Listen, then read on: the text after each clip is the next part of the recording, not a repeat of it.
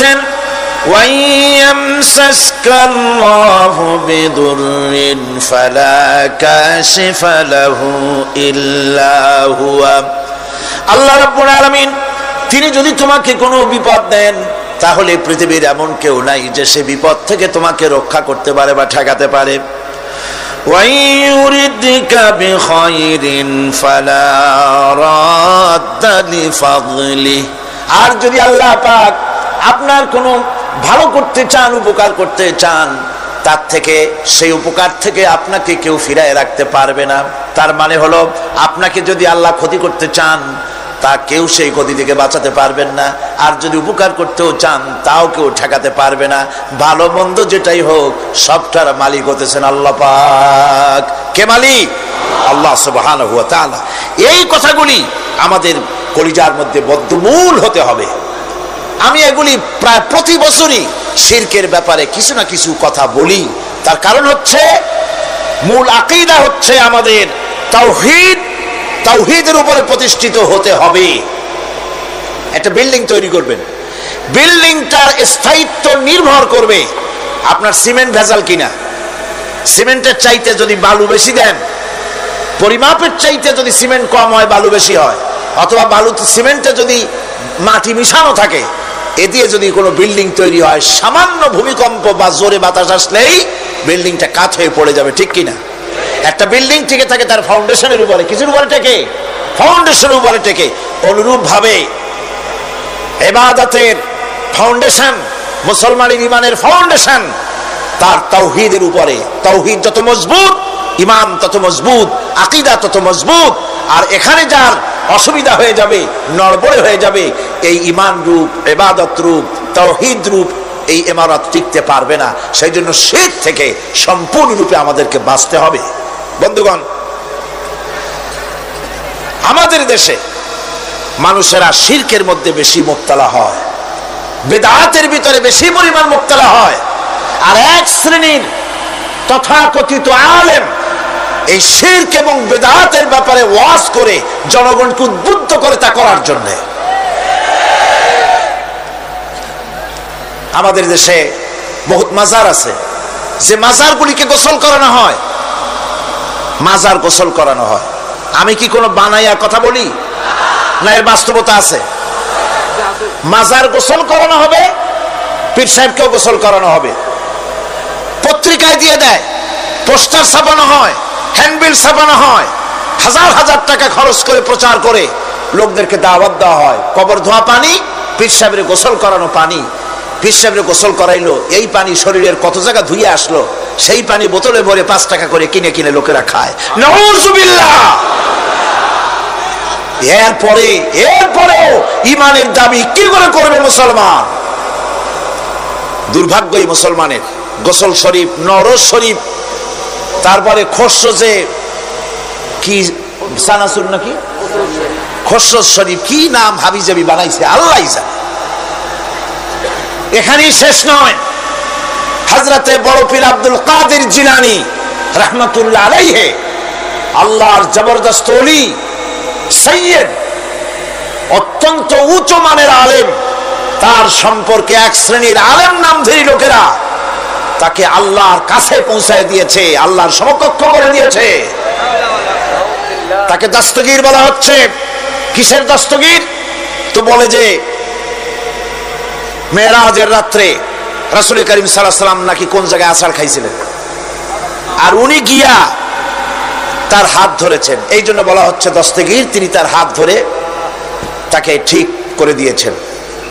আবার আরশে তিনি উঠতে পারছিলেন না, সেই জন্য পীর সাহেবের কাঁধের উপরে পা রেখে হুজুর সাল্লাল্লাহু আলাইহি ওয়াসাল্লাম আরশে উঠছে। আল্লাহর সিঁড়ির এত অভাব হয়েছে, এই দুনিয়া থেকে নিতে পারলেন, মহাশূন্য পাড়ি দিয়ে, ল অফ গ্রাভিটেশন পাড়ি দিয়ে আরশে আজিম পর্যন্ত, সিদরাতুল মুনতাহা পর্যন্ত নিলেন। আর ওইখানে বড় পীর সাহেবকে লাগলো তার কাঁধের উপরে পা দিয়ে তিনি উঠবেন। আহা, এর চাইতে বিদআত, এর চাইতে বাজে কথা মুসলমানদের জন্য আর কি হতে পারে? দুর্ভাগ্য এই জাতির, এই সব আলেম নামের কলঙ্ক, যারা নাকি বড় পীর সাহেবের নামে ওয়াজ করে করে বলেন, তার নামে দরুদ বানাইছে, তার নামে বলে ইয়া আব্দুল কাদের জিলানী শাইয়ান লিল্লাহ, যারা কয় নাউযুবিল্লাহ। বলা হয় হে বড় পীর সাহেব আপনি আল্লাহর রাস্তায় আমাদের কিছু দেন। আরে মিয়া সাহেব, আব্দুল কাদের জিলানী রহমতুল্লাহ আলাইহি যা পেয়েছেন আল্লাহর কাছ থেকে পেয়েছেন, তার দেওয়ার কিচ্ছু নয়। যা দিবেন আপনাকে আমাকে আল্লাহ পাক দিবেন। ইয়া গাউস আগিসনি বলা জায়েজ নাই। ইয়া গাউস আগিসনি বলতে হবে আল্লাহ পাককে। গাউস কে? আল্লাহ পাক, তাকে বলতে হবে ইয়া গাউস আগিসনি, আয় আল্লাহ পাক তুমি আমাকে সাহায্য করো। সাহায্য করতে পারেন আল্লাহ পাক। বড় পীর সাহেবকে ইয়া গাউস আগিসনি বলা যাবে না। গাউসুল আজম এই ডিগ্রি, এই খেতাব বিদআত পন্থীদের বানানো খেতাব। গাউসুল আজম কোন মানুষ হতে পারে না, পারে না, পারে না। গাউসে আজম, গাউসে আজম শুধুমাত্র আল্লাহ রাব্বুল আলামিন। গাউসে আজম কে? আল্লাহ রাব্বুল আলামিন, যিনি মানুষের ফরিয়াদ শোনেন, যিনি মানুষের ফরিয়াদ শোনেন, তিনি হচ্ছেন আল্লাহ পাক। বড় পীর সাহেবকে আমরা শ্রদ্ধা করি, কিন্তু সেই শ্রদ্ধার অর্থ এই নয় যে নবীদের চাইতে তিনি বড়, তিনি রাসূলের চাইতে বড়, তার নামে দরুদ শরীফ বানাইতে হবে, জায়েজ নাই। আশা করি এই সব কথা আপনাদের মনে থাকবে। কি সব কথা তার জীবনী বানাইছে, তার মধ্যে লিখেছেন বড় পীর সাহেবের মা যখন, বড় পীর সাহেব মায়ের পেটে ছিলেন, তখন এক ফকির তার বাড়িতে আসছে। ফকিরকে তিনি ভিক্ষা দিতে বেরিয়েছেন মা। ওই সময় ভিক্ষুক বড় পীর সাহেবের মায়ের উপরে হাত দিতে গিয়েছিল। তখন পীর সাহেব মায়ের পেটের থেকে বাঘের মতো বেরিয়ে সেই ফকিরকে ঘাড় মটকায় দিল। বাজে কথা। কোন ফকির বড় পীর সাহেবের মায়ের গায়ে হাত দেয় নাই, বাজে কথা। তারপরে তিনি মরা মানুষ জিন্দা করেছেন, খড়ম পাঠাইয়া কারে পিটাইছে, বদনা মারছে, আর এক বাড়ি যাইয়া সে বদনা দিয়ে পিটাইয়া মাথা ফাটাই দিছে, বাজে কথা। মরা মানুষ জিন্দা করেছেন।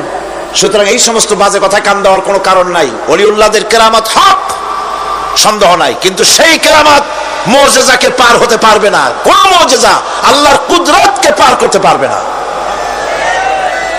সেই জন্য আমি কথাটা ক্লিয়ার করে দিতে চাই, নফল সুন্নতের উপরে যেতে পারবে না, সুন্নত ওয়াজিবের উপরে যেতে পারবে না, ওয়াজিব ফরজের উপরে যেতে পারবে না, ঠিক কিনা? আলেম ওলামা এর মর্যাদা, পীর আলেম ওলামাদের মর্যাদা হচ্ছে তাদের মর্যাদায় তারা আছেন। এদের মর্যাদা যত বড় পীর হোক, যত বড় আলেম হোক, সাহাবীদের সমকক্ষ হতে পারবে না, পারবে না, পারবে না। সাহাবায়ে কেরামদের, সাহাবায়ে কেরাম রিদওয়ানুল্লাহ তাআলা আলাইহিম আজমাইন, গোটা পৃথিবী কান খুলে শুনুন, গোটা পৃথিবীর সমস্ত আলেম, সমস্ত পীর, সমস্ত বুজুর্গ সব যদি এক করা হয়, একজন সাহাবীর জুতার তলা ধুলাও হবে না। যাদের উপরে আল্লাহ সন্তুষ্ট, আর আল্লাহ যাদের উপরে সন্তুষ্ট, তারাই হচ্ছেন সাহাবায়ে কেরাম রিদওয়ানুল্লাহ তাআলা আলাইহিম আজমাইন। সুতরাং ওলামা পীর বুজুর্গ সাহাবীদের সমান নয়, সাহাবীরা কোনদিন নবীর সমান নয়, আর নবীরা কোনদিন আল্লাহর মর্যাদার সমকক্ষ নয়। কথা ক্লিয়ার হয়েছে? সুতরাং আজ আমাদেরকে বুঝতে হবে ওয়াইয়াকা নাস্তাইন, ইয়াকা নাবুদু, তোমার ইবাদত করি, ওয়াইয়াকা নাস্তাইন, কেবল তোমার কাছেই সাহায্য চাই। খতমে গাউসিয়া বানাইছে, কোথায় পেয়েছেন? আমরা ওই ধরনের বুজুর্গদের কথা মানি না। যা কোরআনে নাই, যা হাদিসে নাই, নতুন করে যা তৈরি হয়েছে মানি না, মানি না। আমাকে দেখতে হবে কোরআনে আল্লাহ পাক কি বলেছেন, হাদিস কি বলেছে। এটার নাম ঈমান, এটার নাম কি? কোরআন হাদিস পড়ে যে ঈমান আর আকীদা রক্তের মধ্যে, কলিজার মধ্যে ঢুকেছে, আমাকে যদি হত্যা করা হয়, আমাকে যদি জ্বালানো হয়, পোড়ানো হয়, এই আকীদা থেকে এক চুল সরে যাব না। এখন আমাদেরকে এই আকীদা মজবুত করতে হবে। গোলামি করব আল্লাহর, সাহায্য চাইব আল্লাহর কাছে। এবার আসেন, আল্লাহ রাব্বুল আলামিন সূরা ফাতিহার ভিতরে আমি বলেছিলাম এটা একটা অভিনন্দন পত্র। এটা কি? অভিনন্দন পত্র। বান্দা অভিনন্দন পত্র পেশ করতেছে কার কাছে? আল্লাহর কাছে। এই অভিনন্দন পত্রের কয়টা ভাগ ছিল? তিনটা ভাগ। প্রথম ভাগে হলো প্রশংসা, দ্বিতীয় ভাগে পরিচয়। মাশাআল্লাহ, মনে আছে সকলে। এবার আসছে তৃতীয় অধ্যায়। এবার মূল দাবি, প্রশংসা করেছি, পরিচয় দিয়েছি, আমরা তোমার বান্দা।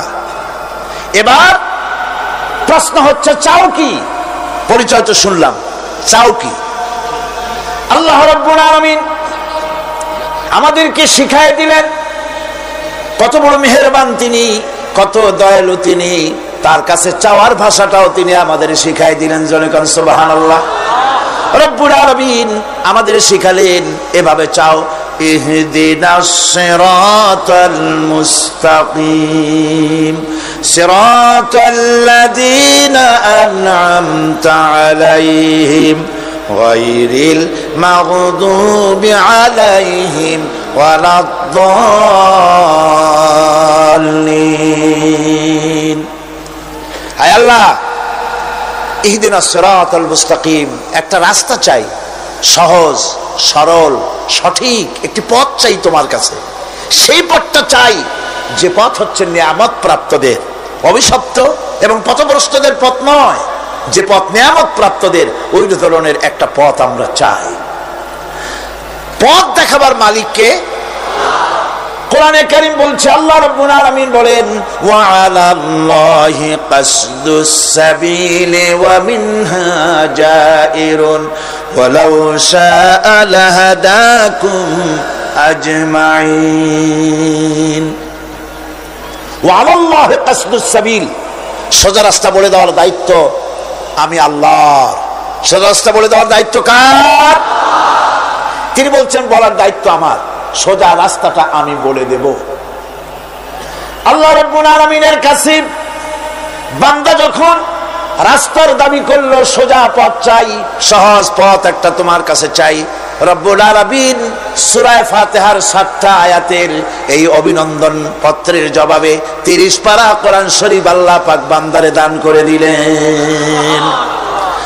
জবাবে বলে দিলেন, ওয়া আনি'বুদুনি হাযা সিরাতুম মুস্তাকিম। সোজা রাস্তাটা হলো আমার আনুগত্য, আমার গোলামি, আমার দাসত্ব, এটাই হলো সোজা রাস্তা। এই সোজা রাস্তাটা আমি বলবো। রাস্তা তো অনেক হতে পারে, কিন্তু সোজা রাস্তা বলে দেওয়ার দায়িত্ব কার? আল্লাহ পাকের। দেখেন, এই যে বিশাল মাহফিল, এই মাহফিলে যত লোক আসছে, সব লোক কি একমতে, এক চিন্তা, এক আদর্শে? না। এই কয়েক লক্ষ জনতার ভেতরে হাজারো মতের লোক আছে, হাজারো চিন্তার লোক আছে, হাজারো আদর্শের লোক আছে। সব আদর্শ, সব চিন্তা, সব কি ঠিক?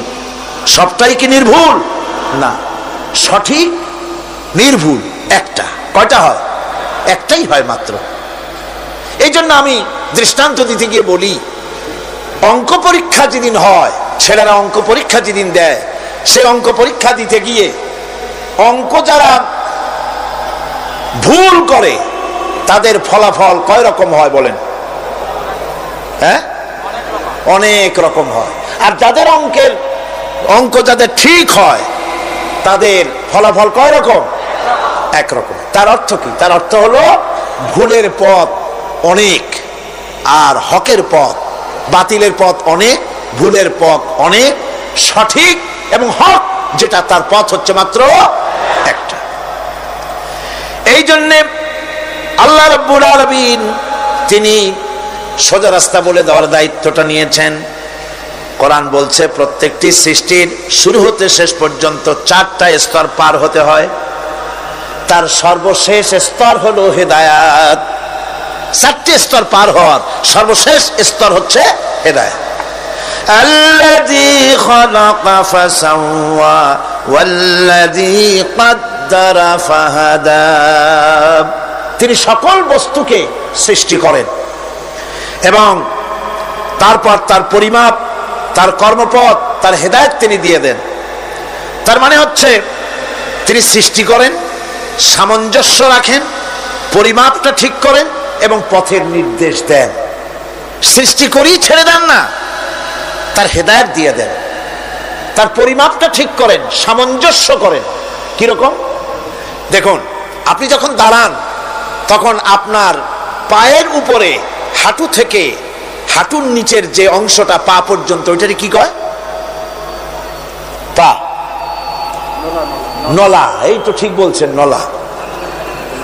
আপনারা আমাকে সাহায্য করবেন যেখানে আমি আটকে যাই। নলা, এই নলাটা পায়ের সেন্টারে যদি রাখা হতো, বোঝেন ভালো করে, পায়ের সেন্টারে এই জায়গাটা, এটা ধরুন পা, এই জায়গাটায় যদি হতো পায়ের নলাটা, হয় সিতায় পড়তেন, না হয় ফুটোয় পড়তেন। আল্লাহ পাক বলছেন শুধু সৃষ্টি করি না, সামঞ্জস্য এবং পরিমাপ ঠিক করি। মাপ মতো পাটা সামনে গোড়ালির কাছে নলাটা বসায় দেওয়া হয়েছে, যাতে আপনি চিত না হন, বুটো হয়ে না পড়েন। সুবহানাল্লাহ কইতে ইচ্ছা করে না? এই নলাটা যদি আঙ্গুলের দিকে আসতো, আর পাটা যদি পিছনের দিকে বেশি অংশ থাকতো, যতই সামনে হাঁটতেন ততই পিছনে চলে যেতেন। ভূত নাকি, ভূতের পা থাকে নাকি পিছনের দিকে, বলে লোকেরা, আমি দেখি নেই। ভূত নাকি সামনে আগাতে গেলে পিছনে চলে যায়। এ পায়ের সামঞ্জস্যটা, অনেক কথা বলবো না, দুই একটা দৃষ্টান্ত দেবো, তাতেই বুঝে ফেলবেন। আল্লাহ পাক বলেন শুধু সৃষ্টিই করি না, তার সামঞ্জস্য এবং পরিমাপকে ঠিক করে দেই। মুরগির বাচ্চা ডিমের থেকে বেরোয়, তারে যদি ওর মায়ের শুদ্ধ যদি আপনি ফালা দেন, পানির মধ্যে ডুবে মরে যাবে, আর ওর মার চিৎকারের চোটে সারা গ্রামের মানুষ এক জায়গায় হবে। আর হাঁসের ডিম থেকে বাচ্চা বেরোলে সেই বাচ্চা আর মা বাবা দুজনকেই ফালা দেন পানির মধ্যে, সাঁতরায় উঠে আসবে, ঠিক কিনা? কে শিখালো সাঁতার? কে শিখালো? শুধু সৃষ্টি করেন না, আল্লাহ পাক সৃষ্টি করেন, সামঞ্জস্য এবং পরিমাপকে ঠিক করেন এবং তাকে পথের নির্দেশ দেন। এটা হলো সর্বশেষ, সৃষ্টি করে ছেড়ে দেন না। যেমন কোরআনে কারিমে হযরত ইব্রাহিম আলাইহিস সালাম, তিনি তার সম্প্রদায়ের সাথে যে কথোপকথন করেছিলেন, বিষয়টি আল্লাহ পাক কোরআনে কারিমের মধ্যে কোট করে দিলেন। এই হেদায়েতের বিষয় সেখানে আছে বলে আল্লাহ পাক বিষয়টা কোরআনে জায়গা করে দিলেন। وَإِذْ قَالَ إِبْرَاهِيمُ لِأَبِيهِ وَقَوْمِهِ إِنَّنِي بَرَاءٌ مِّمَّا تَعْبُدُونَ إِلَّا الَّذِي فَطَرَنِي فَإِنَّهُ سَيَهْدِينِ। ইব্রাহিম আলাইহিস সালাম তার পিতা এবং তার গোত্রকে বললেন, তার সম্প্রদায়ের লোকদেরকে, নিঃসন্দেহে আমি মুক্ত, আমি পবিত্র। তোমরা যেসব জিনিস দিয়ে যেসব এর ইবাদত করো, গোলামি করো, আনুগত্য করো, আমি তার থেকে পবিত্র। আমি তো শুধু ইবাদত করি, গোলামি করি সেই স্রষ্টা যিনি আমাকে সৃষ্টি করেছেন। আমার সম্পর্ক শুধুমাত্র সেই সত্তার সাথে যিনি সৃষ্টি করেছেন। আল্লাযী খালাকানি ফাহুয়া ইয়াহদিন, যিনি আমাকে সৃষ্টি করে শুধু সৃষ্টি করেন নাই, আমাকে হেদায়েত দিয়েছেন, আমাকে পথের দিশা দিয়েছেন। ওয়াল্লাযী হুয়া ইউতঈমুনি ওয়া ইয়াসকিন, যিনি আমাকে সৃষ্টি করেছেন তিনি হেদায়েত দিয়েছেন, আর আমি যখন তৃষ্ণার্ত হই তিনি আমাকে পান করান, আমি যখন ক্ষুধার্ত হই তিনি আমাকে আহার দেন। ওয়া ইযা মারিতু ফাহুয়া ইয়াশফিন, আর যখন অসুস্থ হই তখন তিনি আমাকে রোগ মুক্ত করে দেন। সুবহানাল্লাহি ওয়া বিহামদি। তাহলে কি হলো? অর্থাৎ যে প্রতিপালক, তার প্রতিপালন পদ্ধতি আমার সকল প্রয়োজন মিটান, যিনি আমাকে পান করান, আহার করান, অসুস্থ হলে যিনি আমাকে সুস্থ করেন। হেদায়েতের কামটা তিনি আরেকজনের জন্য রাখেন নাই, তিনি আমার হেদায়েতের ব্যবস্থাও করেছেন। ভাইরা আমার, আল্লাহ রাব্বুল আলামিন শুধু সৃষ্টি করেন নাই, সৃষ্টি করে হেদায়েত দিয়েছেন, মানুষকে হেদায়েতের রাস্তা বলে দিয়েছেন। সঠিক পথ কোনটি সেই পথের কথাও তিনি পরিষ্কার করে বলে দিয়েছেন। এই জন্য আল্লাহ পাক বলেন, কোরআন মাজিদ হেদায়েতকে বিরাট দান বলে ঘোষণা করেছে। মানুষের জন্য যে হেদায়েত আল্লাহ দিয়েছেন তার সবচাইতে বড় দান, জোরে কোন সুবহানাল্লাহ। ইন্না খালাকনাল ইনসানা মিন নুতফাতিন আমশাদিন নাবতালিহি ফাজআলনাহু সামিআম বাসীরা। আমি মানুষের মিলিত শুক্র দ্বারা, নুতফা দিয়ে আমি মানুষ সৃষ্টি করেছি এবং তাকে একে একে বিভিন্ন স্তর পার করাইছি। তাকে শ্রবণ শক্তি দিয়েছি, তাকে দর্শন শক্তি দিয়েছি। ইন্না হাদাইনাহুস সাবিলা ইম্মা শাকিরান ওয়া ইম্মা কাফুরা। নিশ্চয়ই আমি তাদেরকে তাদের কর্মপন্থা প্রদান করেছি, আমি তাদেরকে হেদায়েত দিয়েছি, চলার পথের দিশা দিয়েছি। এখন ইচ্ছে করলে সে কৃতজ্ঞ হতে পারে, ইচ্ছে করলে অকৃতজ্ঞতার পথও অবলম্বন করতে পারে। আমি তাকে হেদায়েত দিয়ে দিয়েছি, পথ দেখিয়ে দিয়েছি। ডান এবং বাম দুটি রাস্তা আল্লাহ পাক দেখিয়ে দিয়েছেন। আসহাবুল ইয়ামিন, আসহাবুশ শিমাল, একটা ডানপন্থী আর একটা বামপন্থী। আমাদের দেশে কিছু লোক আছে নাম মুসলমান, কিন্তু বলে যে আমরা বামপন্থী আন্দোলন করি, অথচ সমস্ত ডানপন্থীদের জায়গা হবে জান্নাতে যদি জান্নাতের আমল করতে পারে। ডানপন্থীদের নেতা হচ্ছেন দুনিয়ার সমস্ত পয়গম্বরেরা, আর বামপন্থীদের নেতা হলো শয়তান। বামপন্থীদের নিয়ে শয়তান যাবে কিয়ামতে জাহান্নামে। আল্লাহ পাক রাস্তা বলে দিয়েছে। আল্লাহ রাব্বুল আলামিন বলেন, আলাম নাজআল লাহু আইনাইনি ওয়া লিসানান ওয়া শাফাতাইন ওয়া হাদাইনাহুন নাজদাইন। আমি কি তোমাদের দুটি চক্ষু দেই নাই, দেখার জন্য দুটো চোখ দেই নাই? আমি কি তোমাদেরকে কথা বলার জন্য দুটো ঠোঁট দেই নাই? এরপরে আমি কি তোমাদেরকে ভালো মন্দ বোঝার জন্য আমি কি হেদায়েত দেইনি? ভালো মন্দ সবটা বোঝার জন্য আমি তোমাদেরকে হেদায়েত দিয়েছি। সুতরাং এই হেদায়েতের রাস্তা ছেড়ে দিয়ে তোমরা নিজেদেরকে গোমরাহির মধ্যে ডুবিয়ে দিও না। আমার দেওয়া হেদায়েতের রাস্তায় নিজেদেরকে পরিচালিত করার জন্য প্রচেষ্টা করো। আল্লাহ পাক বলেন, ওয়াল্লাযীনা জাহাদু ফীনা লানাহদিয়ান্নাহুম সুবুলানা ওয়া ইন্নাল্লাহা লামাল মুহসিনিন। যারা আমাকে পাওয়ার জন্য সাধনা করেছে তাদের পথ প্রদর্শন করা আমার জন্য অবশ্য কর্তব্য। অন্য জায়গায় আল্লাহ পাক বলেছেন, ওমান ইয়াত্তাকিল্লাহা ইয়াজআল লাহু মাখরাজা। যে ব্যক্তি আমাকে ভয় করে চলে, আমার প্রতি আশা করে, ভরসা করে, তার জন্য আমি রাস্তা তৈরি করে দিই। সুবহানাল্লাহ। সুতরাং হেদায়েত আল্লাহ পাক দিয়েছে, এমন নয় যে তিনি রাস্তা তৈরি করেন নাই। কোরআন খোদাই হেদায়েতের নাম দিয়েছে হুদা। খোদাই হেদায়েতের নাম কি? হুদা। এই কোরআনের এক নাম হচ্ছে, এই কোরআনের এক নাম কি? হুদা। কোরআন বলছে, فمن تبع هداي فلا خوف عليهم ولا هم يحزنون। আমার এই কোরআন, এই হেদায়েত যারা মানবে, এটাকে যারা অনুসরণ করে চলবে, এটার আইন কানুন যারা মেনে চলবে, ওদের জন্য কোনো ভয় নাই, কোনো চিন্তাও নাই। কোনো ভয় নাই, কোনো চিন্তা নাই যারা এই কোরআনের হেদায়েতকে মেনে চলবে। আল্লাহর হেদায়েত হলো সবচেয়ে বড় হেদায়েত। আল্লাহ পাক বলছেন, কুল ইন্না হুদাল্লাহি হুয়াল হুদা ওয়া উমিরনা লিনুসলিমা লিরাব্বিল আলামিন। হে রাসূল, আপনি বলুন, আল্লাহর হেদায়েত হলো সবচেয়ে বড় হেদায়েত। অর্থাৎ আল্লাহ যে রাস্তা দিয়েছেন, আল্লাহ যে কোরআন দিয়েছেন, এর থেকে বড় হেদায়েত মানুষের জন্য আর কিছু হতে পারে না। আল্লাহ পাক বলেন, ওয়ালান তারদা আনকাল ইয়াহুদু ওয়ালান নাসারা হাত্তা তাত্তাবিআ মিল্লাতাহুম কুল ইন্না হুদাল্লাহি হুয়াল হুদা। স্মরণ রাখুন হে নবী, ইহুদিরা, খ্রিস্টানেরা কিছুতেই আপনার প্রতি খুশি হবে না যতক্ষণ পর্যন্ত আপনি ইহুদি হবেন অথবা খ্রিস্টান হবেন। ওরা কোনোদিন মুসলমানদের উপরে রাজি হবে না, খুশি হবে না। মনে রাখতে হবে, একমাত্র সঠিক পথ ইহুদিদের পথ সঠিক নয়, নাসারাদের পথ সঠিক নয়। আসল পথ হলো আল্লাহ পাকের পথ। কার পথ আসল? আসল রাস্তা, আসল পথটি আল্লাহ পাক কোরআনে কারীমের মধ্যে বিশদভাবে বলে দিয়েছেন।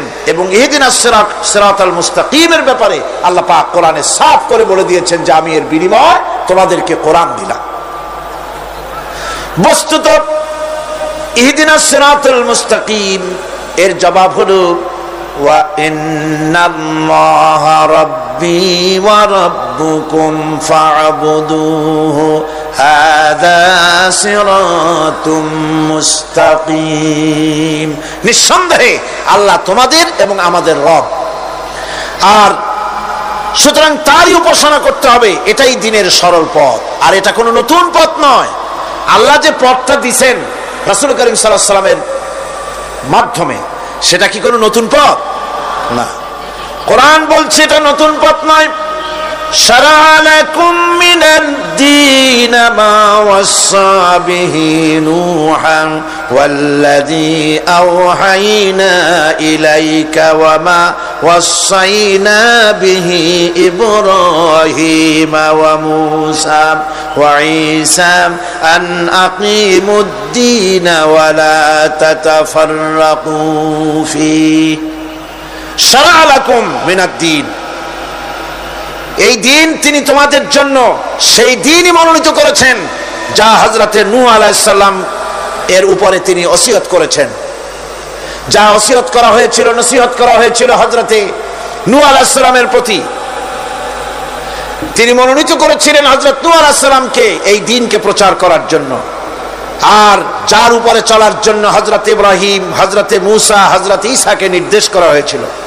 তাদের সকলের শিক্ষাই ছিল একটা, যে আল্লাহ পাকের দ্বীনকে প্রতিষ্ঠা করো, আর এই ব্যাপারে কোন রকমই নিজেদের মধ্যে পার্থক্য, মত পার্থক্যের সৃষ্টি করো না।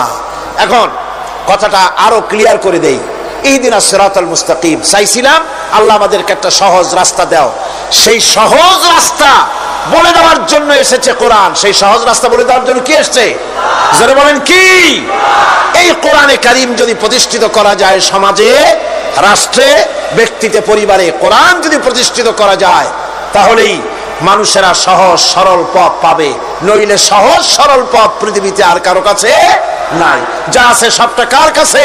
কোরআনে কারীমের কাছে।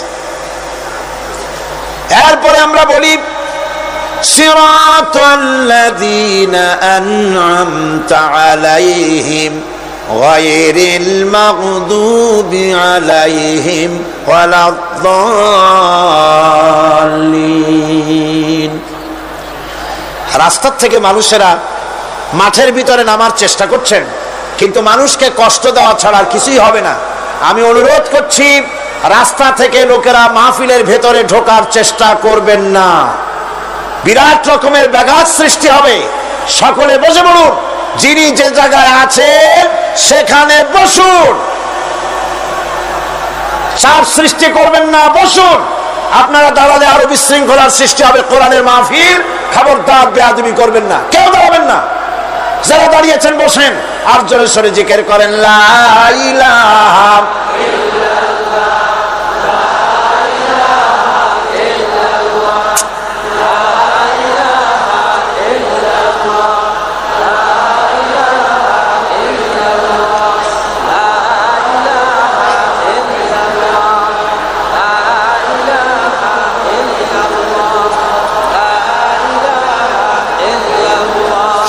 লা ইলাহা ইল্লাল্লাহ। জোরে করেন লা ইলাহা ইল্লাল্লাহ, লা ইলাহা ইল্লাল্লাহ, লা ইলাহা ইল্লাল্লাহ মুহাম্মাদুর রাসূলুল্লাহ।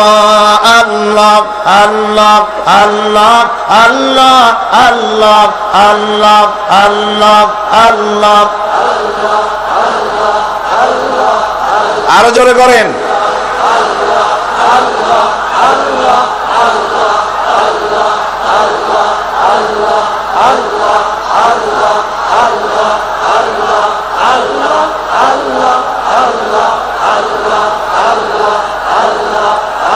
লা ইলাহা ইল্লাল্লাহ মুহাম্মাদুর রাসূলুল্লাহ। বন্ধুগণ, এত বড় বিশাল মাহফিল, পুলিশ, আর্মি কেউ এটাকে কন্ট্রোল করতে পারবে না। এটাকে কন্ট্রোল করার দায়িত্ব আল্লাহ পাকের। কার দায়িত্ব? আল্লাহর কাছে সাহায্য চাই। আল্লাহ পাক কোরআনের মাহফিল, কোরআন শোনার জন্য মানুষের কাছে সহজ করে দাও, জোরে কোন আমিন। প্রচন্ড রকমের মানুষের চাপ সৃষ্টি হয়েছে। আপনারা রাস্তা থেকে মানুষকে চাপাচাপি করবেন না, সবাই বসেন, হাঁটতে চেষ্টা করবেন না। এত বড় মাহফিল, আপনি হাঁটিয়া মানুষকে কষ্ট দিবেন না। যারা যেখানে দাঁড়ায়ছেন সেখানে বসেন, বরকত হবে। হাঁটলে গুনাহ হবে, হাঁটবেন না। বন্ধুগণ, আমি আজ খুব লম্বা কথা বলবো না, কারণ মানুষের প্রচন্ড, অতীতের যে কোনো বছরের তুলনায় প্রচন্ড চাপ সৃষ্টি হয়েছে মানুষের। আমি কথা গোছায় আনতেছি। সিরাতুল মুস্তাকিম, এজন্য মডেল দরকার। কার অনুসরণ করব? আল্লাহ পাক শিখায় দিলেন, সিরাতাল্লাযীনা আন'আমতা আলাইহিম। পড়েন সবাই, সিরাতাল্লাযীনা আন'আমতা আলাইহিম গায়রিল মাগদুবি আলাইহিম ওয়ালাদ-দাল্লিন। আয় আল্লাহ, অনুগ্রহপ্রাপ্ত দল, সেই রাস্তা, অনুগ্রহপ্রাপ্তদের রাস্তা চাই। তোমার মনোনীত ব্যক্তি, অনুগ্রহপ্রাপ্ত যারা, তাদের পথ অনুসরণ করতে চাই। এই অনুগ্রহপ্রাপ্ত দল কারা, সে কথা কোরআন শরীফে বলা হয়েছে। আল্লাহ রাব্বুল আলামিন বলেন, وَمَن يُطِعِ اللَّهَ وَالرَّسُولَ فَأُولَئِكَ مَعَ الَّذِينَ أَنْعَمَ اللَّهُ عَلَيْهِمْ مِنَ النَّبِيِّينَ وَالصِّدِّيقِينَ وَالشُّهَدَاءِ وَالصَّالِحِينَ وَحَسُنَ أُولَئِكَ رَفِيقًا। আর যে ব্যক্তি আল্লাহ এবং রাসূলের আনুগত্য স্বীকার করলো, নিঃসন্দেহে সে অনুগ্রহপ্রাপ্তদের সঙ্গী হলো। সেই অনুগ্রহপ্রাপ্ত কারা? নবীজিন 4 শ্রেণীর লোক। কয় শ্রেণী? বলেন সবাই, কয় শ্রেণী? নবীজিন, সিদ্দিকিন, শুহাদা, সালিহিন। এই 4 শ্রেণীর লোক হচ্ছে আল্লাহ পাকের অনুগ্রহপ্রাপ্ত লোক। কারণ আলহামদুলিল্লাহ, এরাই হলো অনুগ্রহপ্রাপ্ত দল। এখন নবী কারা? নবী হচ্ছেন যারা নাকি আল্লাহ পাকের কাছ থেকে ওহী প্রাপ্ত হয়েছেন, নিখিল মানুষের চিরন্তন শান্তি এবং কল্যাণের জন্য আল্লাহ পাকের নিকট থেকে সত্যের বিধান লাভ করেছেন। তারাই হচ্ছেন নবী, যারা আল্লাহ পাকের কাছ থেকে ওহী প্রাপ্ত হয়েছেন। আর নবীরা হচ্ছেন মাসুম, নবীরা হচ্ছে বেগুনাহ। নবীদের কোনো ভুল নাই, নবীদের কোনো গুনাহ নাই। কারণ সুবহানাল্লাহ, এই পৃথিবীর মধ্যে সুপার কোয়ালিটির মানুষ, সর্বশ্রেষ্ঠ মানুষ কারা? নবীরা। সর্বশ্রেষ্ঠ মানুষ কারা? এখানে আবার এক শ্রেণীর লোকেরা বলে যে নবীরে মানুষ কোয়া যাবে না। আছেন এমন লোক, নবীরে মানুষ কোয়া যাবে না। কেন? কেন? নবীর সম্মান কত। আচ্ছা, নবীরে মানুষ বলবো না তো বলবোটা কি? নবীরা কি ফেরেশতা? যদি ফেরেশতা বলি তাহলে কি নবীদের মর্যাদা বাড়ানো হলো? বলেন আপনারা, বাড়ানো হলো? তাহলে নবীদেরকে কি বলবো? তারা কি জেন? যদি জেন বলি তাহলে তাতে কি মর্যাদা বাড়বে? সবচাইতে মর্যাদা বেশি কার? মানুষের। সুতরাং এক শ্রেণীর লোকেরা খামোখাই আলেম নামধারী লোক, অথচ নবীকে মানুষ বলতে রাজি না। কোরআনে কারীম সাফ করে আল্লাহ পাক পরিষ্কার করে বলেছেন, কুল ইন্নামা আনা বাশারুম মিসলুকুম ইউহা ইলাইয়া আন্নামা ইলাহুকুম ইলাহু ওয়াহিদ। নবী বলুন, আমি তোমাদের মতো মানুষ, আমার উপরে ওহী আসে। ইন্নামা আনা বাশারুম মিসলুকুম, তোমাদের মতো মানুষ। একটু ভালো করে বিষয়টা বোঝেন। আরো বলেছি আমি, আজকে আবার স্মরণ করায় দেই। আল্লাহ শিখাই দিচ্ছেন, বলুন আমি তোমাদের মতো মানুষ, ফেরেশতা নই, জিন নই, আমার কাছে ওহী আসে। পার্থক্য এখানে। তবে আরো পার্থক্য আছে, সেটা হচ্ছে আমরা হচ্ছি সাধারণ মানুষ, নবীরা হচ্ছেন অসাধারণ মানুষ। সুবহানাল্লাহ।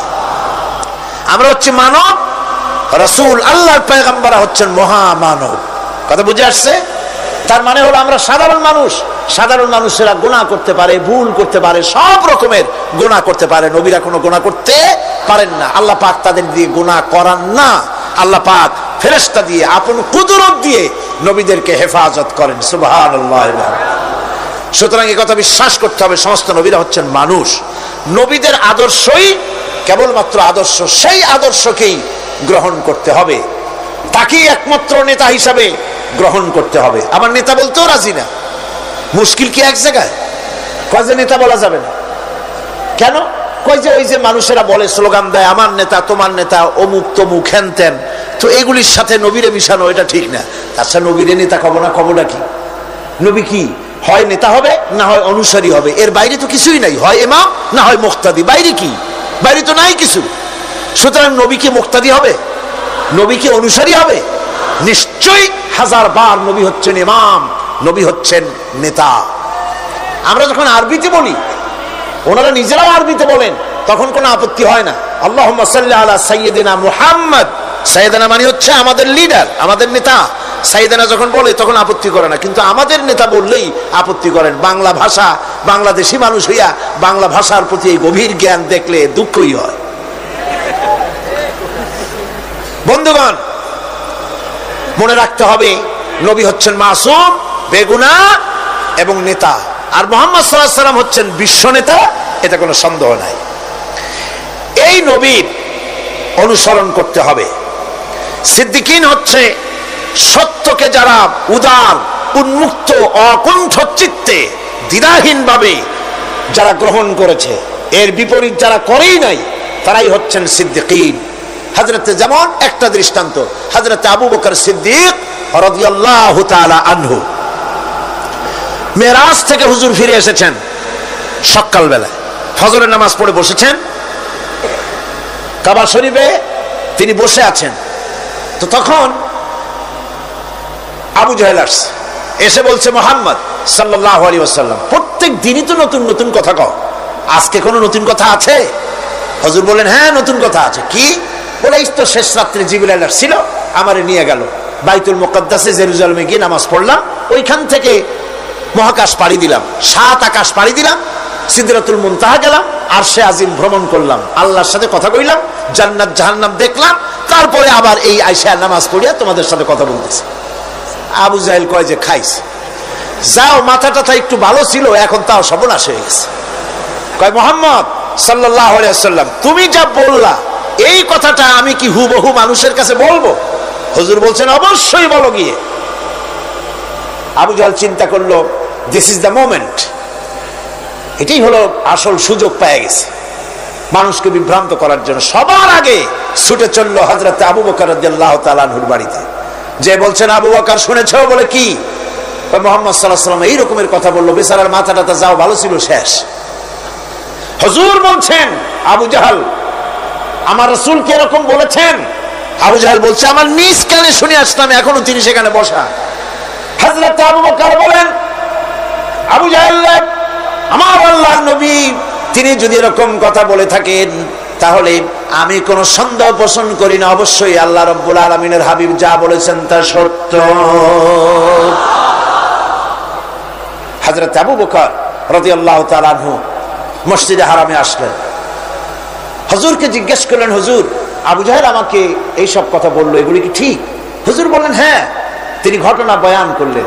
হযরত আবু বকর বললেন, হে রাসূল, আপনি যা বলেছেন সত্য বলেছেন, আপনার মেরাজ ঠিক হয়েছে, সঠিক হয়েছে, সন্দেহ নাই। হুজুর বলেন, আবু বকর, তুমি তো শুধু আবু বকর নাও, তুমি সিদ্দিক। যাকাত কোথায় কোথায় ব্যয় করবেন?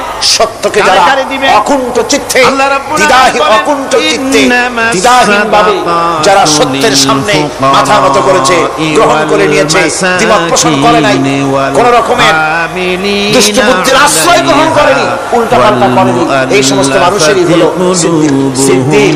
আর এদের দলকে সিদ্দিকিন বলা হয়। তাহলে নবীগণ সিদ্দিকিন, এনারা হচ্ছেন নেয়ামত। 3 নম্বরে হচ্ছে শুহাদা, সত্যকে যারা সত্যের সাক্ষী দিয়েছে, সত্যের সাক্ষ্যদাতা। সত্য হচ্ছে ইসলাম। সত্য কি?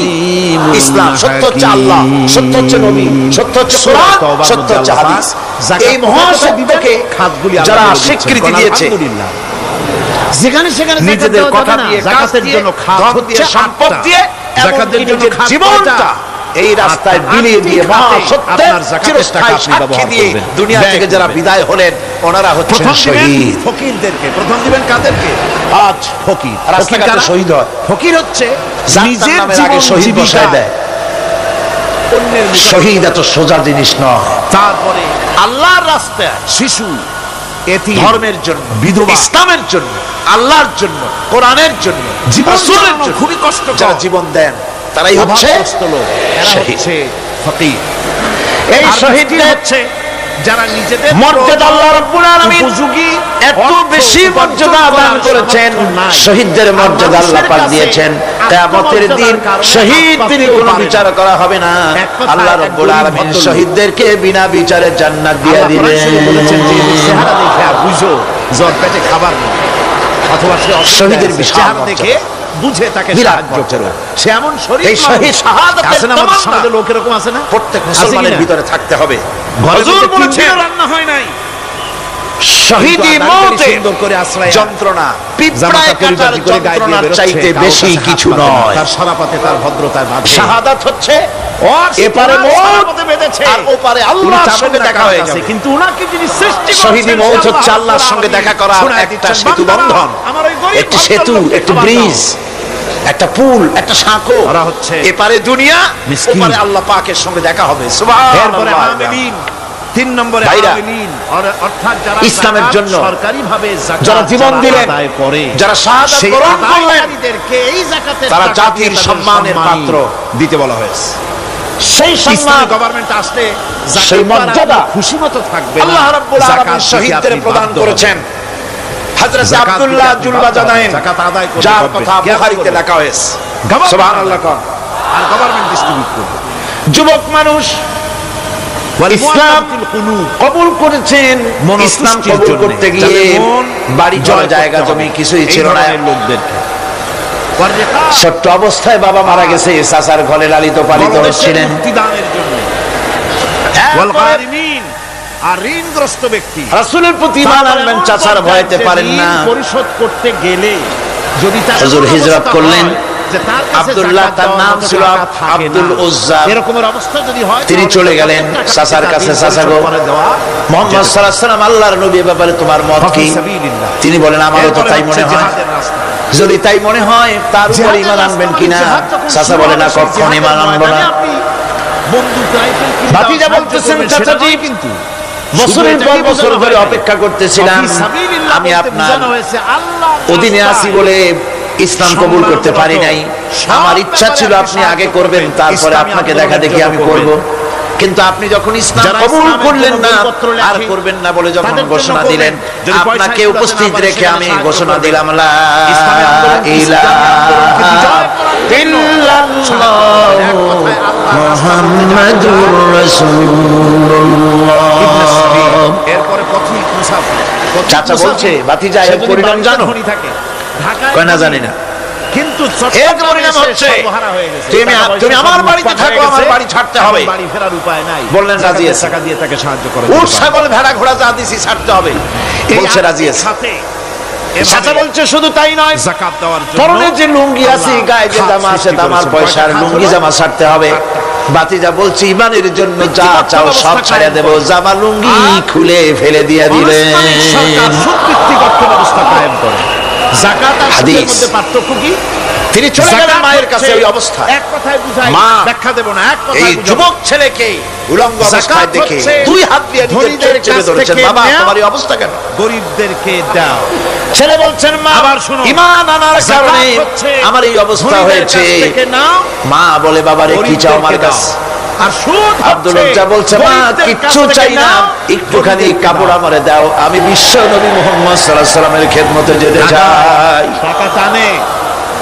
মায়ের কাছে পুরোটা কম্বল ছিল, কম্বলটা তিনি দিয়ে দিলেন। কেমনে টাকায় টাকা টানে? হযরতে এখনো তো সে মুসলমান হয়নি। ওই কম্বলটা ছিঁড়ে নিয়ে দুই টুকরা করে কম্বলটা পরলেন। আধা ঘন্টা দুই দাঁড়াতে করে হাঁটু ঢাকে না, আর একটা কোন রকম গায়ে দিলেন। এরপরে হেঁটে হেঁটে কষ্ট করে মদিনায় চলে গেলেন। মসজিদে নববীর ভিতরে ঢুকে দরজার কাছে বসা বিশ্বনবী জনাবে মুহাম্মদুর রাসূলুল্লাহ সাল্লাল্লাহু আলাইহি ওয়াসাল্লাম মসজিদে নববীতে যুবক হাঁটুর উপরে কাপড় মাথার চুল উস্কো খুস্কো চেহারা ক্ষুধার্ত চেহারা। হুজুর জিজ্ঞেস করছেন তুমি কে? তিনি বললেন আমার নাম আব্দুল উজ্জা। তোমার এই অবস্থা কেন? তিনি বললেন হুজুর ঈমান আনার জন্য বাড়ি ঘর জায়গা জমিন উট বাছুর সব হারাইছি, এমনকি পরনের লুঙ্গি আমার দেয় নাই, মার কম্বলটা ছিড়িয়ে দিয়েছি। নবীজি আসহাবে সুফফার ভিতরে তাকে বসতে দিলেন, তাকে থাকতে দিলেন আর বললেন তারে কোরআন শরীফ শিখাবা। আব্দুল উজ্জাকে হুজুর বললেন তোমার নাম উজ্জা নয়, তোমার নাম আব্দুল্লাহ। হাদিস শরীফে এসেছে আল্লাহর কাছে দুইটা নাম বেশি প্রিয়, একটা হচ্ছে আব্দুল্লাহ, আর একটা হচ্ছে আব্দুর রহমান। ধনীরা সিনেমা বানায়, মুসলমান হলে গরিবেরা রিকশা চালায়, এরপরে আসহাবে সুফফার মধ্যে বসে আছেন, কোরআন শরীফ জোরে জোরে তেলাওয়াত করেন। বিকাল বেলায় সেই টাকা আসহাবে সুফফা রাসূলের কাছে নালিশ করলেন, অভিযোগ করলেন হুজুর এই আব্দুল্লাহ কোরআন শরীফ এত জোরে পড়ে তার চিল্লানির জ্বালায় আমরা বিশ্রাম করতে পারি না।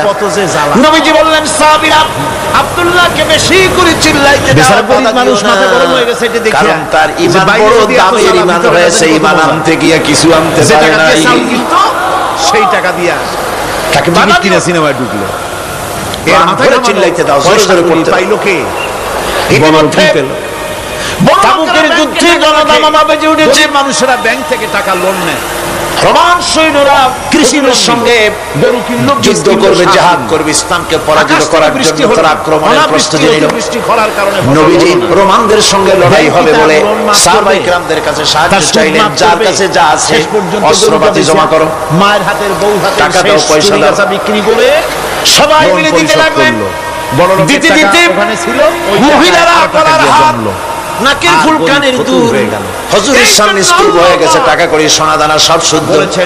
হুজুর বলছেন সাহাবীরা সবাই তো সব জিনিস দিলে, আমার আবু বকররে দেখি না কেন? করেছেন হযরত আবু বকর রাদিয়াল্লাহু তাআলা একটা পিলারের আড়ালে দাঁড়ানো ছিল, নিজের মায়ের হুজুরের সাথে কাছে তিনি আসলেন, হাতে ছোট্ট থলি, চোখে পানি, থলিটা হুজুরের হাতে তুলে দিলেন। হুজুর থলি ছাড়লেন, দেখা গেল কয়েকটা দিরহাম আর কয়েক কেজি গম। আর টের পাইছে হুজুর দেখছেন আবু বকর রাদিয়াল্লাহু তাআলা চোখের পানিতে দাঁড়িয়ে ভিজে ভিজে পড়ছে। আল্লাহ হুজুর বললেন আমার সাহাবীরা নাউজুবিল্লাহ, আজ তোমরা সকলে মিলে যে দান করেছো, সেই দানের তুলনায় আবু বকর যে দান করেছে আল্লাহ রাব্বুল আলামিনের কাছে তা বেশি মূল্য হয়েছে। নির্মূল করে মনের মধ্যে অনেকের প্রশ্ন জাগলো, কেমন করে তা হলো? যাকাত ভিত্তিক অর্থ ব্যবস্থা এত দিন ছিল। হুজুর জিজ্ঞেস করলেন ও সাহাবী তুমি কত দিয়েছো, বাড়ি কত আছে? তিনি বললেন এত দিয়েছি, এত আছে। তুমি কত দিয়েছো, কত রেখে এসেছো? প্রত্যেকে এরকম বলল। হযরতে ওসমান, হযরতে ওমর, হযরতে আলী রাদিয়াল্লাহু তাআলা আলাইহিম আজমাইন তাও বললেন অর্ধেক এনেছি, অর্ধেক থুই আসছি, দুই ভাগ এনেছি, এক ভাগ রেখে আসছি। এমন এক সময় এসেছিল সব ময়দানে নবীজি হযরত আবু বকর রাদিয়াল্লাহু তাআলা আনহুকে প্রশ্ন করলেন, আবু বকর তুমি কি এনেছো আর বাড়ি কি রেখে এসেছো? হযরত আবু বকর বলেন ইয়া রাসূলুল্লাহ, গল্প করলেন, ইয়া হাবিবাল্লাহ, এটা কি গল্প? আমার বাড়িতে জাগতিক সম্পদ বলতে যা বোঝায় সবটুকু এনে নবীজির কদম মোবারকে দান করে দিয়েছি। আবু বকরের ঘরে এখন আল্লাহ তার রাসূল ছাড়া কোনো জিনিস বাকি নাই। ময়দানে ময়দানে একটা গরিব খুঁজতেছেন সৎকার টাকা দেবে, গরিব খুঁজে পাওয়া যায়। হুজুর জিহাদে রওনা হলেন 30,000 সৈন্য সাথে, 30 সহস্র সৈন্য নিয়ে এমন নবীজি তাবুকের দিকে চললেন। ধুলামলিন বড় একটা পথিমধ্যে হযরত আব্দুল্লাহ সাইয়েদের সামনে দাঁড়িয়ে গেছে। আল্লাহ আপনারে আমারে এসে বলেন ইয়া রাসূলুল্লাহ 3 দিন পর্যন্ত ঘুরেছি কিছু এই জিহাদে মেয়ে লোক পুরুষেরা সাহাবীরা সবাই প্রাণ ভরে দান করলো, কিন্তু আমি এমন এক বান্দা আল্লাহরে কিছুই দিতে পারলাম না। কয়ে তোমার মাথা খারাপ, স্কুল কিছুই নাই হুজুর, আমার দেওয়া কিছুই নাই, তবে আমি আপনার কাছে দোয়া চাই, আপনি দোয়া করুন আমি যেন এই যুদ্ধে জিহাদের ময়দানে আমি যেন শহীদ হতে পারি। নবীজি বললেন একটু বাকল নিয়ে আসো গাছের, একটা গাছের বাকল আনা হলো। এই বাকলটা হুজুর নিজ হাতে আব্দুল্লাহর হাতে বাঁধা দিলেন, আর বললেন রব্বুল আলামিন আমি আব্দুল্লাহর রক্ত কাফেরদের জন্য হারাম করে দিলাম। হযরত আব্দুল্লাহ কেঁদে যার জ্বর হতে যাচ্ছেন, বলছেন ইয়া রাসূলুল্লাহ আমি চাইলাম শহীদ হব, আর আপনি আমার রক্তকে কাফেরদের জন্য হারাম করে দিলেন। সেদিকে দৌড়ায় পাগলের মতো। হুজুর বলেন হেমিলেনের বংশীবাদক বাজি বাজায় চলল, আর ইঁদুর বাদক সব পিছনে তোমার ছুটল। মৃত্যু জ্বরের ভিতরে এখন মানে নয়, আল্লাহ রাব্বুল আলামিন তোমার শাহাদাত নসিব করে দিবেন। তাবুকের ময়দানে হুজুর চলে গেলেন। কয়েকদিন পরে খবর আসলো হুজুরের কাছে, আব্দুল্লাহ কয়েকদিন জ্বর ভোগ করে আব্দুল্লাহ মারা গিয়েছেন। হুজুর বললেন তার জানাজার ব্যবস্থা করো, কাফন দাফনের ব্যবস্থা করো। ব্যবস্থা হয়ে গেল। রাতের বেলায় দাফন হবে। একজন লোক কবরের কাছে দাঁড়ায় টিম টিম করে একটা আলো নিয়ে দাঁড়ায় আছে, আর একজন লোক কবরের ভিতরে নেমেছেন। দুই ব্যক্তি লাশ দুই হাতে উঁচু করে নিয়ে আসতেছেন কবরের কাছে। যিনি কবরের ভিতরে দাঁড়ানো তিনি বলতেছেন, লাশ বহন করে তোমরা যে দুইজন আনতেছো, লাশের সাথে খবরদার বেয়াদবি করো না, তোমাদের ভাইয়ের সঙ্গে আদব করো। এই বলে কবরের ভিতরে যিনি দাঁড়িয়েছিলেন তিনি লাশটারে ধরলেন। কবরের ভিতরে দাঁড়িয়ে যিনি লাশ ধরেছেন, লাশকে কবরে শোয়াই দিয়েছেন, তিনি আর কেউ নন, তিনি বিশ্ব নবী মুহাম্মদুর রাসূলুল্লাহ।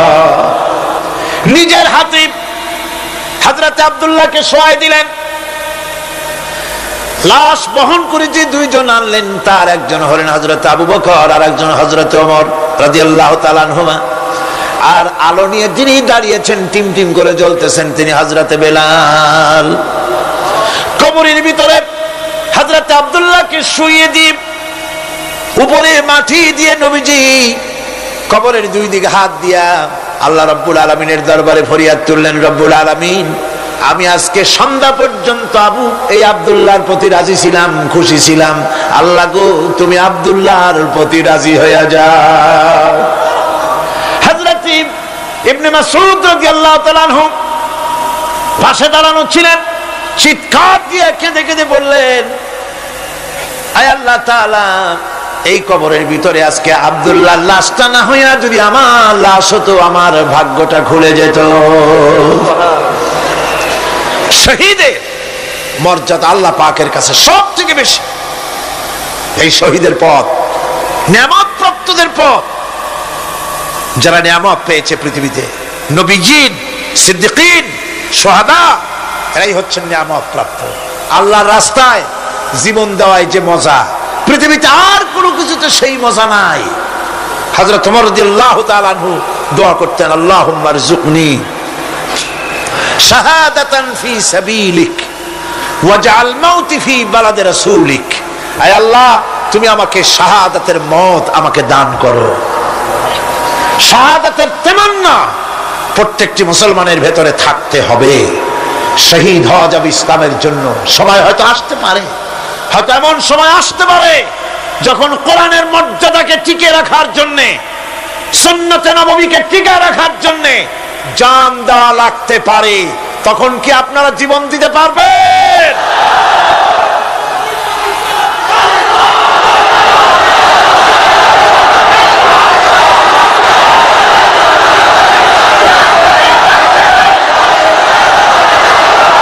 এরপরে চতুর্থ নম্বরে হচ্ছে সালিহিন। চতুর্থ নম্বরে কি? সালিহিন। সালিহিন হচ্ছে জীবনের প্রত্যেকটি ক্ষেত্রে যারা একনিষ্ঠভাবে আল্লাহর বিধান পালন করেছেন, যারা পুণ্যের সাথে সুদৃঢ় থেকেছেন, যারা অটল থেকে পুণ্যের সাথে হকের সাথে অটল থেকেছেন, কোন অবস্থাতেই ইসলামী আদর্শের বিরুদ্ধাচরণ করেনি, তারাই হচ্ছেন সালিহিন। ইসলামের আদর্শ ছাড়ে নাই, পরিত্যাগ করে নাই, জীবনের সবকিছুর বিনিময় এটাকে আঁকড়ে ধরে থেকেছেন, ইসলামী আদর্শের পরিপন্থী কিচ্ছু করেন নাই। এরা হচ্ছেন সালিহিন। কোন আলহামদুলিল্লাহ। আল্লাহর অনুগ্রহ প্রাপ্ত কয় শ্রেণী? 4 শ্রেণী। নবীজিন, সিদ্দিকিন, শুহাদা, সালিহিন, এই 4 শ্রেণীর লোকেরাই হচ্ছে নিয়ামত প্রাপ্ত। আমরা বলেছি সিরাতাল্লাযীনা আন'আমতা আলাইহিম গায়রিল মাগদুবি আলাইহিম ওয়ালাদ-দাল্লিন। নিয়ামত প্রাপ্তদের পথ চাই, অনুগ্রহ প্রাপ্তদের পথ, আর অভিশপ্ত পথভ্রষ্টদের পথ আমরা চাই না, আমরা পরিহার করে চলবো। এটা একটু ওয়াদাও বটে।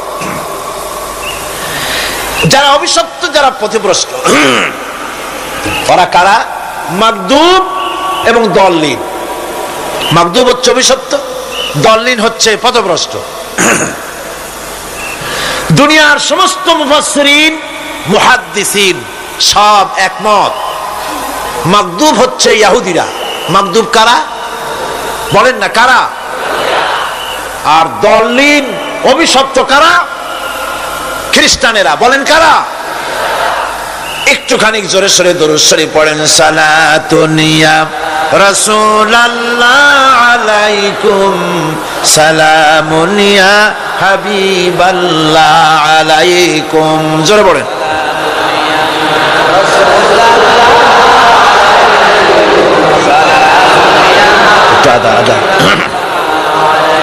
সালাতুন ইয়া রাসূলুল্লাহ,